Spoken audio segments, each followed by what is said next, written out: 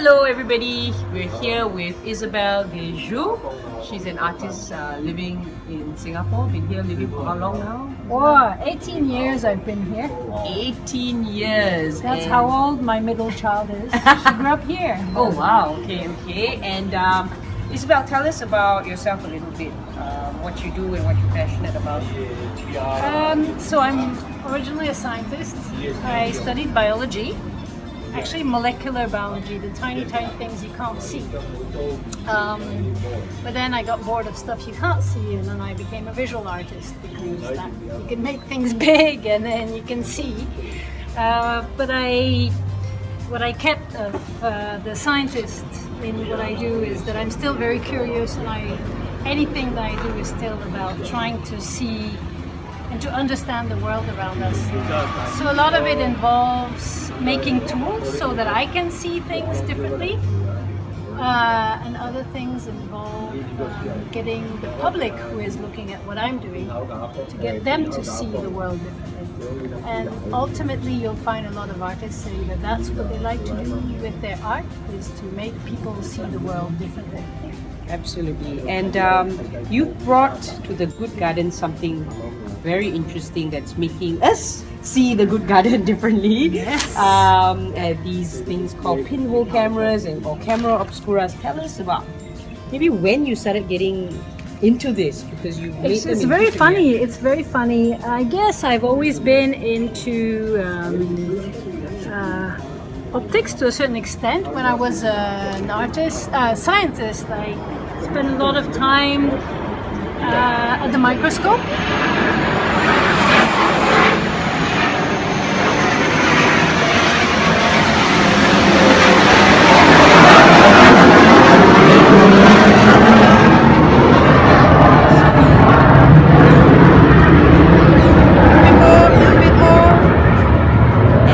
This is part of the Good Garden. The planes flying to Paya Lebar, it's part of the field here. And back to you, sorry Isabelle, cut off by the jets. Yes. So exciting. Yeah.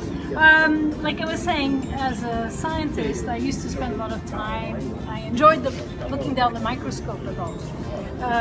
But as an artist, I kind of look at things directly, and it's always about observing. Oh my, and there's one more. Anyway, one day, my daughter, who was maybe 9, 10 at the time, came home, and she had been part of the science club at school, and she showed me this cool trick you can do with the magnifying glass and a piece of paper, and you put one magnifying glass and a piece of paper at just the right distance, and if you're inside and you're pointing the magnifying glass outside, then you see the outside reflected onto the paper upside down. Well, that was magic, and so we started doing it on our t-shirts. And then I realized the light was interfering with it, so I said, let's put it in a box. And then but then if it's in the box, you can't see the reflection anymore because the box covers it. So we changed the paper for tracing paper. All this with my daughter. We were doing it alongside. And I didn't realize it, but I had basically reinvented the wheel, or actually reinvented the camera obscura, which is a tool that the artists in the 17th century were known to have used. I mean, there's discussion about whether artists really used it, but they probably did, because it's a very efficient way of visualizing perspective into 2D. So especially a room where the angles were very complex, you point your camera to the room, and then you have it straight onto the paper. The angles are all worked out, and you can just place your it wouldn't work so much for doing portraits in detail, but to place your objects nicely on 2D. So a lot of artists have used that. So a very back to basic kind of tool. And I suppose you wonder a lot about light and be curious about how reflections work and so that's how most artists work. They go in between research and making, and it's a constant going between one and the other. So you're just making.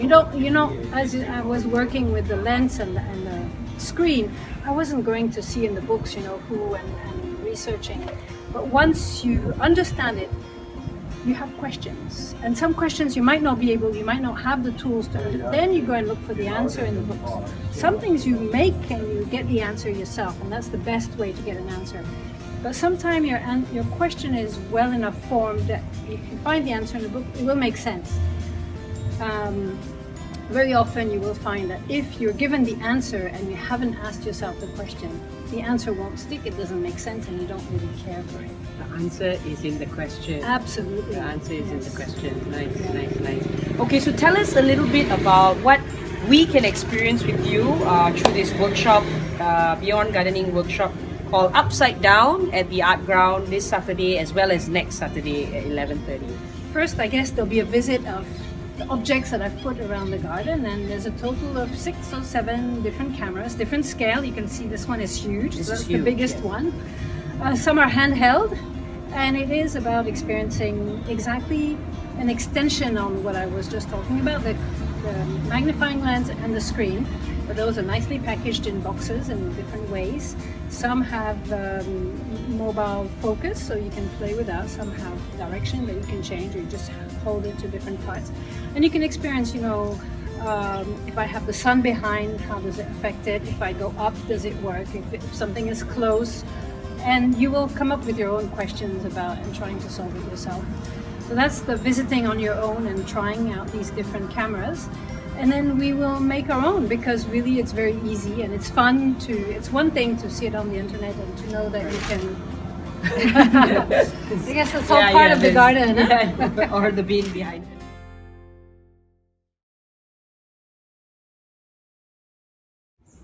We will have all the material provided. It's very simple. It's a shoebox, a Fresnel lens, which is these reading lenses that you can buy from Popular, made of plastic so they don't break.